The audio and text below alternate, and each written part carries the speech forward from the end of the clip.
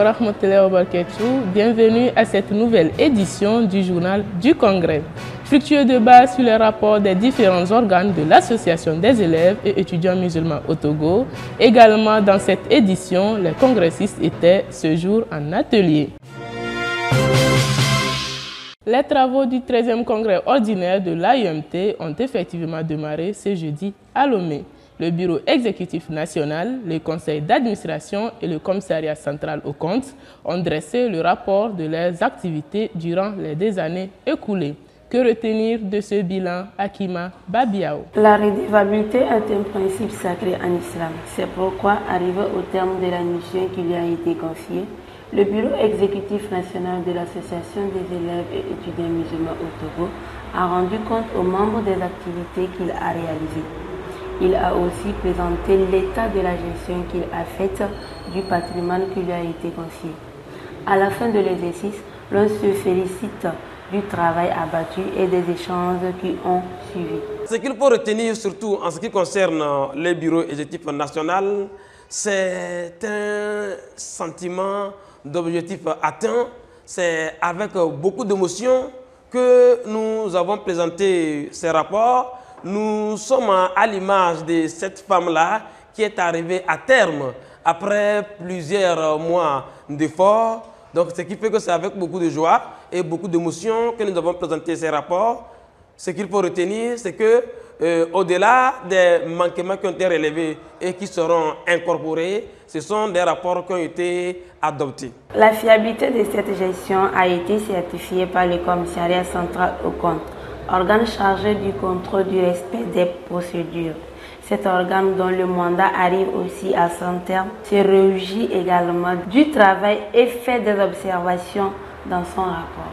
Autre organe qui était également face aux congressistes, c'est le conseil d'administration. Son secrétaire général a dressé le bilan de ce qui a été fait durant les 2 années écoulées et annonce les chantiers à venir. Pour ce 13e congrès statutaire de l'AUMT, il était question pour le conseil d'administration de présenter un rapport d'activité des 2 années d'exercice. Le rapport d'activité des 2 années d'exercice a pris en compte plusieurs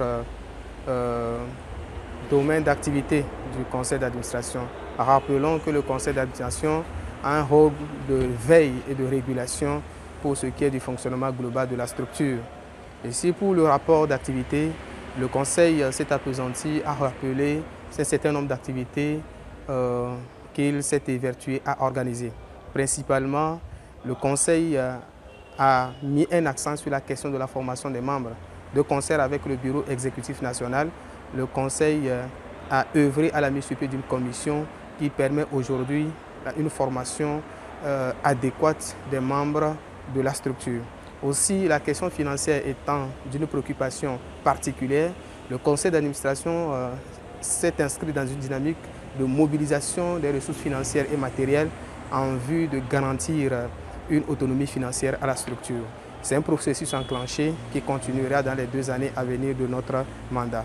Aussi, il faut noter que dans les axes stratégiques émanant bien sûr de la politique générale de l'AUMT, il est question d'intensifier ou d'améliorer la contribution de la structure à l'émergence ou bien à l'émancipation de la population togolaise en général et celle musulmane en particulier. Le conseil d'administration s'est donc dans cette logique mis dans la posture de signer des partenariats avec des associations islamiques nationales et internationales en vue d'accroître sa contribution au développement socio-économique des populations togolaises. Aussi, dans ces 2 années d'exercice, le conseil d'administration a pensé trouver une solution idoine à la question du siège de l'AUMT, puisque depuis plus de 26 ans, l'AUMT aujourd'hui ne dispose pas d'un cadre où loger son siège de façon confortable. Et cette question est d'une préoccupation particulière pour le conseil d'administration. Il y a des démarches en cours et nous espérons bien évidemment que dans les 2 années à venir, nous allons maximiser les efforts pour que l'AUMT, d'ici les prochaines années ou les prochains mois, bien évidemment que nous puissions doter la structure d'un siège qui répond aux normes par rapport à l'égard bien sûr des associations sœurs de la sous-région. Les débats se sont déroulés dans une atmosphère conviviale. Du côté des congressistes, les appréciations sont diverses. Si certains sont totalement satisfaits, d'autres pensent qu'on pouvait mieux faire. Écoutons-les. Alhamdulillah, alhamdulillah. Nous remercions Allah subhanahu wa ta'ala qui nous a permis de suivre ces rapports, notamment les rapports des 3C et du BEN. Et à mon niveau, je dirais, je suis un peu satisfait par rapport à ces rapports. Mais j'ai une petite remarque, c'est par rapport à l'absence des rapports, des coordinations qui tardent à venir. Et pour certains qui viennent avec des erreurs.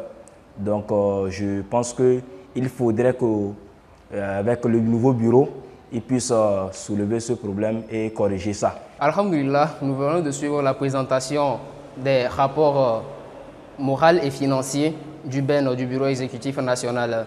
Et Masha'Allah, je tiens vraiment à féliciter le Bureau exécutif national pour le travail abattu durant ces 2 ans. C'est vrai qu'il y a toujours quelques imperfections et ils ont eu vraiment à répondre de cela, mais n'empêche qu'ils se sont montrés vraiment dignes du travail qu'ils ont eu à faire. Et ce qui m'a le plus plu dans ce rapport, c'est qu'on sent que tous les membres du Bureau exécutif national ont été impliqués du début jusqu'à la fin du mandat. Même l'AMI n'a pas vraiment eu à intervenir lorsque les uns et les autres étaient vraiment en train d'attaquer le Bureau exécutif national, vu que tous ces membres ont été impliqués, fortement impliqués dans les activités qu'ils ont eu à réaliser tout au long de leur mandat. Le Congrès est l'instance suprême de prise de décision à l'AEMT. C'est l'organe qui décide des nouvelles orientations à donner à la structure. À cet effet, les travaux se déroulent en atelier pour présenter les propositions aux délégués et recueillir leurs suggestions pour améliorer. Ces travaux en atelier se sont déroulés ce vendredi. Reportage Souleymane Napo Moutawali. 3 sujets ont retenu l'attention des congressistes dans les différents ateliers, que ce soit sur les statuts, le concours national de récitation du Saint-Coran ou la formation. Les délégués ont écouté les propositions, discuté, posé des questions et fait des propositions. À l'atelier statut, il était question de mettre les statuts et les règlements intérieurs en harmonie, de poser le débat autour des questions financières. L'honneur nous a été fait ce matin de diriger l'atelier des statuts. Et ce qu'il faut retenir pour cette première phase de pré-validation en atelier est que jusqu'ici, la majorité des amendements est passée et ces amendements visent à apporter une certaine harmonie dans la gestion de la structure, en l'occurrence conformer les statuts au règlement intérieur. Parce que le constat qui a été fait est qu'il existe quand même une certaine dichotomie entre les statuts et les règlements intérieurs portant sur les attributions qui relèvent des prérogatives du Bureau exécutif national et celles qui relèvent du Conseil d'administration. Donc c'est la raison pour laquelle le BEN a souhaité des révisions. L'une des activités phares de l'association des élèves et étudiants musulmans au Togo, AEMT, est le concours national de récitation du Saint-Coran. Cette activité, tenue depuis 28 ans, méritait qu'on puisse y réfléchir avec les membres. Notre atelier concernait l'atelier concours. Et cet atelier s'est structuré en 2 volets. Il y a le premier volet qui consiste à passer une information des différentes conditions de participation de la 28e édition. Et la deuxième partie, c'est l'adoption du manuel de procédure d'organisation du concours de récitation. Donc, la matinée, on a eu à passer les informations sur les différentes catégories, les différents critères de participation au concours. Donc, cette année, nous avons 4 phases, comme d'habitude. Dans chaque phase, nous avons 5 catégories. Et la première catégorie, c'est la catégorie Naba, qui est constituée des enfants de 11 ans. Donc ceux qui doivent participer à la catégorie Naba doivent avoir 11 ans au plus.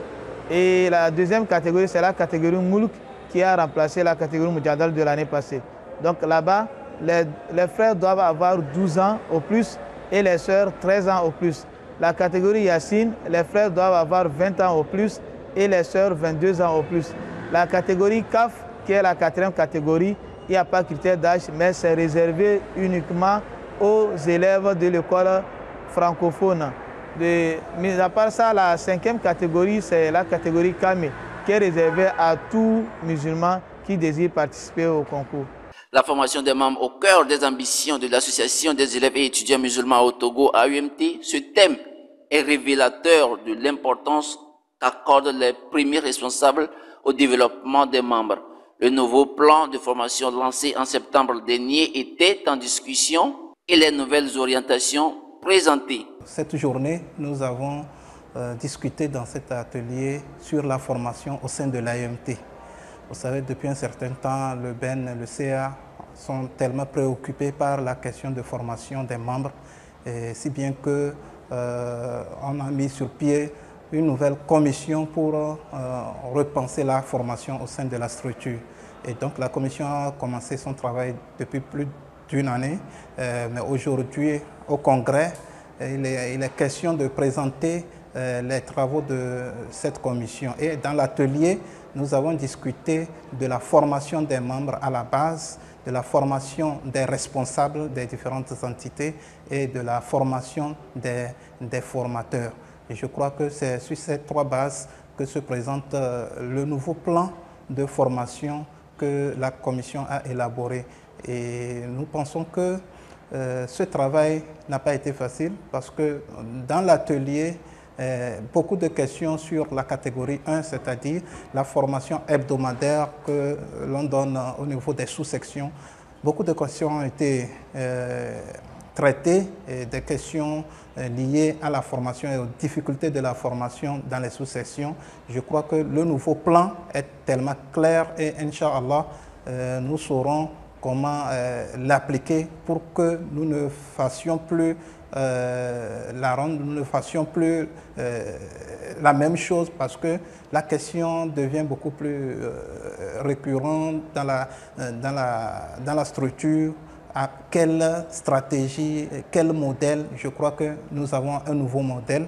Et le modèle, c'est celui-là que nous venons de traiter aujourd'hui dans l'atelier. Dans la catégorie 2, consacrée à la formation des responsables, il était question maintenant d'outiller les membres des différents bureaux, depuis le CA, les 3C, les coordinations, les sections, les sous-sections, de les outiller pour pouvoir mieux mener leurs activités de direction dans les différentes entités. Et donc, les responsables auront ou suivront des formations spéciales par rapport à leurs activités. Et au-delà de ça, nous avons une troisième catégorie qui est réservée aux formateurs, des formateurs. Donc la catégorie 3, à ce niveau, vraiment, nous avons mis un mécanisme qui permettra dorénavant d'avoir des formateurs qualifiés, certifiés. N'importe qui ne pourra plus former avec de n'importe quoi, mais cette fois-ci, la formation sera harmonisée et elle sera nationale et il y aura un comité de suivi par rapport à cette formation au niveau des formateurs. Donc, à ce niveau, 3 catégories de formation. 3 degrés de formation, c'est-à-dire le degré 1. Le degré 1, nous sommes au niveau de la catégorie 3, bien sûr. Le degré 1, c'est la catégorie des formateurs au niveau des sous-sections. Ceux-là qui vont donner des formations au niveau des sous-sections, il faut qu'eux-mêmes aient une base spirituelle, une base pédagogique, etc. Et au degré 2, nous aurons des formateurs qui seront à même de pouvoir former les responsables des entités. Et au degré 3, nous aurons des conférenciers ou des formateurs des formateurs. Voilà un peu comment se présente le nouveau plan de formation de l'AMT et nous espérons qu'avec cette nouvelle donne, la structure sera bien organisée, surtout la formation sera bien organisée et beaucoup plus pérenne. On ne fera plus de surplace et on fera de sorte que à la fin de 3 ans, parce que le plan est sur 3 ans, à la fin de 3 ans, qu'on puisse évaluer le plan de formation et qu'on puisse rectifier ce qui n'a pas bien marché, afin que nous progressions. À l'issue des travaux en atelier, les recommandations ont été présentées puis adoptées en plénière. Fin de cette édition, mais avant de vous quitter, le rappel des titres. Fructueux débat sur les rapports des différents organes de l'Association des élèves et étudiants musulmans au Togo, les congressistes étaient également ce jour en atelier. Au revoir et à très bientôt.